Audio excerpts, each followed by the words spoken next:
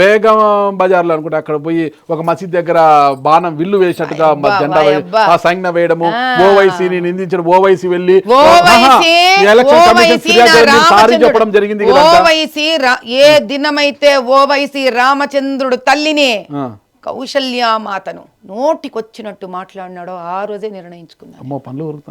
ఆ రోజే నిర్ణయించుకున్నాను, కొరికిన నష్టంలే, ఆ రోజే నిర్ణయించుకున్నాను. ఏ కౌశల్య సుప్రజా రామ పూర్వ సంధ్యా ప్రవర్తతే అని వింటూ లేస్తామే, అప్పుడు బాగుందా కౌశల్య తల్లి పేరు. కంఠం ఎక్కడ వచ్చింది మేడం? ఏమో అదొక వేరే విషయం దీప. మంచి నృత్యకారిని, మంచి కంఠం, మంచి గాయని. ఆ భాగ్యలక్ష్మి అమ్మవారి దగ్గర లక్ష్మీం క్షీర సముద్ర రాజతనయాం శ్రీరంగధామేశ్వరి మహాలక్ష్మిని పోయి పూజిస్తాము. ఆ భాగ్యలక్ష్మి అమ్మవారిని అక్బరుద్దీన్ గాడు గిన్నెలు దోముతున్నా అని నోటికొచ్చినట్టు మాట్లాడితే రక్తం ఉడకదా? ఆ ఇద్దరిని టార్గెట్ చేసిన చూడప్ప, నేను చెప్తున్నా. ఏం చేస్తారు మేడం? రాజకీయం జాలయా?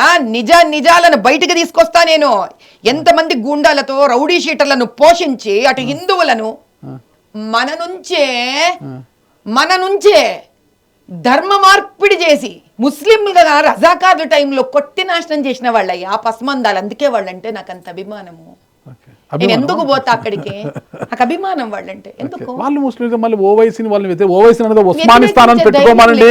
మహమ్మద్ అలీ జిన్నా కన్నా క్రూరుడు అనేసి ఓవైసీని విమర్శించారు. అసలుకి లవ్ జిహాద్ పట్ల కూడా చాలా క్రూరంగా వ్యవహరించారు మీరే. అవును నేనే చెప్తున్నా.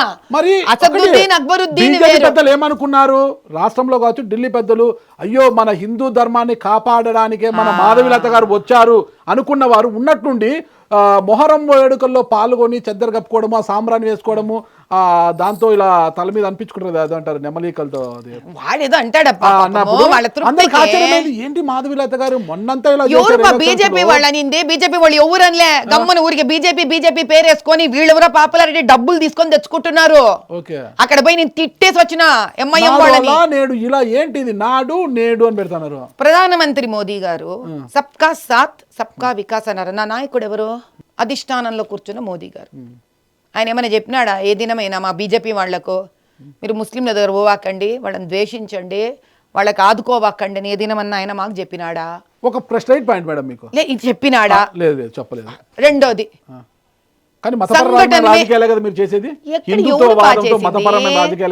హిందుత్వవాదం.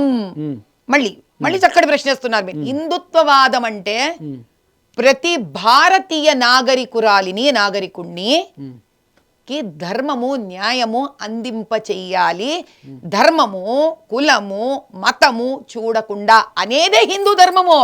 Okay okay madam. వదలని పండ్లు కొరికారంటే పట్టపట్టన పండ్లు ఇరిగిపోతాయేమో అనుకున్నాను.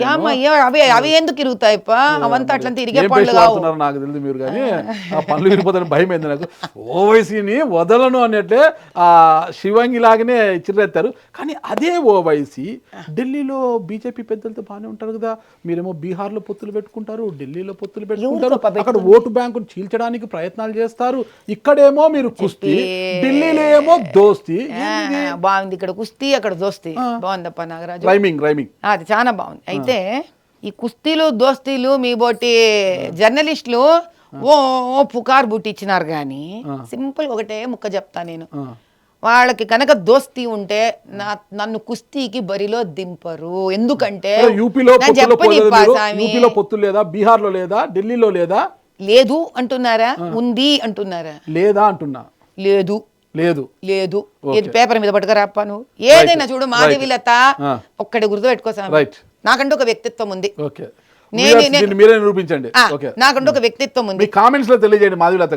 నాకంటూ ఒక వ్యక్తిత్వం ఉంది. నేను పుట్టినప్పటి నుంచి రాజకీయ నాయకురాల్ని కాదు. నాదంటూ ఒక వ్యక్తిత్వం పూర్తి తయారైన నాడు 50 ఏళ్ల వయసులో రాజకీయంలోకి వచ్చాను. నేను ఏదైనా నాతో చెప్పాలి అంటే పేపర్ మీద ప్రూఫ్ పట్టుకురావాలా. నేను ఎక్కడైనా పోయి పోరాడాలంటే కూడా, ఇప్పుడు కలెక్టర్ గారితో పోరాడాలన్నా పంచలింగాల గుడికి ఫుల్ డాక్యుమెంటేషన్తో పోతా నేను. బీజేపీకి ఎంఐఎంకి పేపర్ మీద పొత్తుందని తీసుకురండి, ఆ దినం నేను ఈ ప్రశ్నకు సమాధానం ఇస్తాను. అంతవరకు లేదు. కామెంట్స్ రూమ్లో మీరు తెలియజేయండి, నేను కూడా చూపిస్తాను మేడంతో. ఇప్పుడు తీసుకురాలేదు, కామెంట్స్ రూమ్లో మీరు తెలియజేయండి.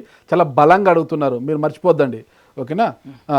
రైట్ మేడం, చెప్పండి. మరి హిందూ మహిళలను ఎవరన్నా అవమానిస్తే మీరు ఊరుకుంటారా? ఊరుకోవడమా? ఎవరప్ప చెప్పింది ఊరుకోవడం అంటే? ఇక చాలా ఏమంటారంటే చీము రక్తం చచ్చిపోవడం అంత దూరం అనేదానికన్నా ముందే ఈ చెప్ప ఆ చెప్ప వాయ కూడా తప్ప. అయ్యో డిస్కషన్ లేదప్ప.